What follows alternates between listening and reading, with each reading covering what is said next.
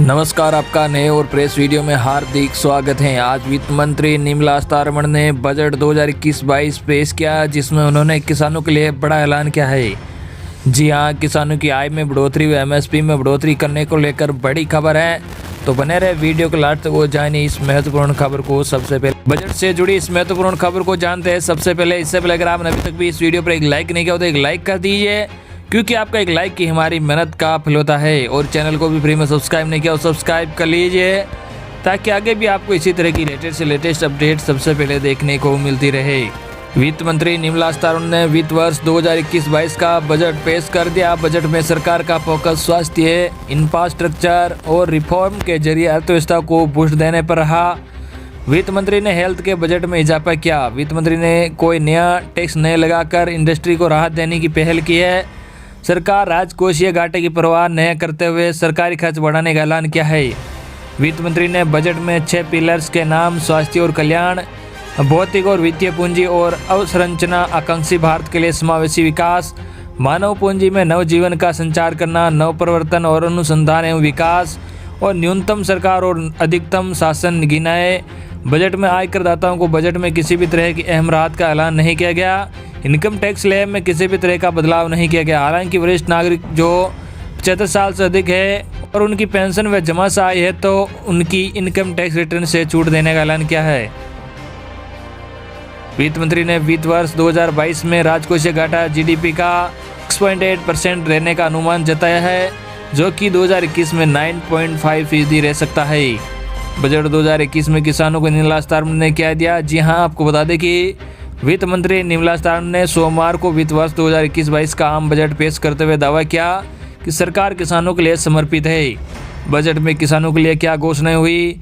जी हां, आपको बता दें कि 2021-22 बजट में agriculture, infrastructure and development cess बढ़ाते हुए पेट्रोल पर 2.5 रुपये प्रति लीटर और डीजल पर 4 रुपये प्रति लीटर रखा गया है। इसके अलावा एग्रीकल्चर इंफ्रास्ट्रक्चर सेस काबुली चले पर 30%, मटर पर 50%, मसूर की दाल पर 5% और रुई पर 5% बढ़ा दिया गया है।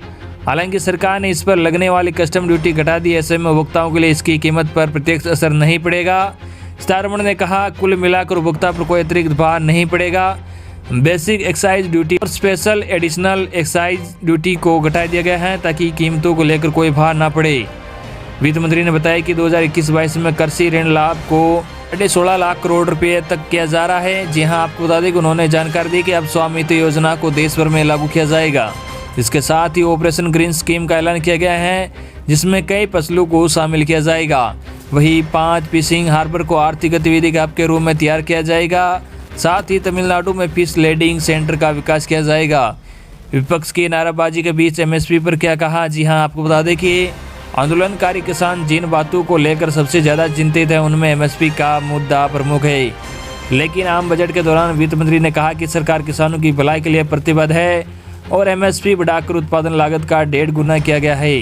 वित्त मंत्री ने बताया कि गेहूं के लिए किसानों को 75,060 और दालों के लिए 10,503 करोड़ रुपये का भुगतान किया है। वहीं धान की भुगतान राशि 1,72,752 करोड़ रुपये होने का अनुमान है और कृषि उत्पादों में 22 और उत्पादों को शामिल किया जाएगा। उन्होंने बताया कि वित्त वर्ष 2021-22 में किसानों को गेहूं पर 75,100 करोड़ रुपये का भुगतान किया गया। वित्त मंत्री ने के मुताबिक गेहूं उगाने वाले 43,36,000 से अधिक किसानों को एमएसपी के तहत सरकारी खरीद से लाभ हुआ है, जो संख्या पहले 35,57,000 थी। वित्त मंत्री ने जब यह बता रही थी कि जब विपक्ष सदन में 3 कृषि कानूनों के खिलाफ नारेबाजी कर रहा था, इस बीच वित्त मंत्री ने बताया कि कृषि खरीद में लगातार बढ़ोतरी हुई है, जिससे किसानों को लाभ हुआ है। उन्होंने कहा कि सरकार 2022 तक किसानों की आय दोगुनी करने पर कायम है। इसके साथ ही दावा किया कि मोदी सरकार ने यूपीए सरकार से करीब 3 गुना राशि किसानों के खाते में पहुंचाई है और हर सेक्टर में किसानों की मदद दी गई है और दाल, गेहूं, धान समेत अन्य फसलों की एमएसपी बढ़ाई गई है। वित्त मंत्री सीतारमण ने कहा कि धान की खरीद पर 2013-14 में 63,000 करोड़ रुपये खर्च किए गए थे, जिसे बढ़ाकर अब 1,45,000 करोड़ रुपये किया जा चुका है। उन्होंने कहा कि इस वर्ष ये आंकड़ा 72,000 करोड़ रुपये तक पहुंच सकता है और 1 करोड़ 2 लाख किसानों को इससे बीते वर्ष का लाभ हुआ था। इस वर्ष इससे 1.5 करोड़ किसान लाभान्वित हुए हैं। वित्त मंत्री ने कहा कि गेहूं पर सरकार ने 33,000 करोड़ रुपये 2013-14 में खर्च किए थे, 2019 में 63,000 करोड़ रुपये और अब यह 75,000 करोड़ रुपये हो गए हैं। 2020-21 में 43 लाख किसानों को इसका लाभ मिला। वित्त मंत्री बोली एमएसपी सिस्टम में होगा बदलाव। जी हां, आपको बता दें कि वित्त वर्ष 2021-22 का आम बजट केंद्रीय वित्त मंत्री निर्मला सीतारमण ने पेश किया। कोरोना महामारी के कारण इस बार देश की आर्थिक स्थिति बिल्कुल अलग है। तीनों कृषि कानूनों के खिलाफ चल रहे किसान आंदोलन के बीच आज सभी की निगाह बजट पर इसलिए भी थी क्योंकि इसमें उम्मीद थी कि सरकार आज किसानों के लिए बड़ी राहत दे सकती है। वित्त मंत्री निर्मला सीतारमण ने कहा कि एमएसपी बढ़ाकर उत्पादन लागत का 1.5 गुना किया गया है। सरकार किसानों की भलाई के लिए प्रतिबद्ध है। वित्त मंत्री ने कहा कि एमएसपी पर फसल खरीद का कार्य तेजी से जारी है। इसके परिणाम स्वरूप किसानों को पर्याप्त भुगतान किए जाने के मामले में बढ़ोतरी हुई है। उन्होंने कहा कि 2020-21 में किसानों को कुल 75,060 करोड़ रुपये का भुगतान किया गया।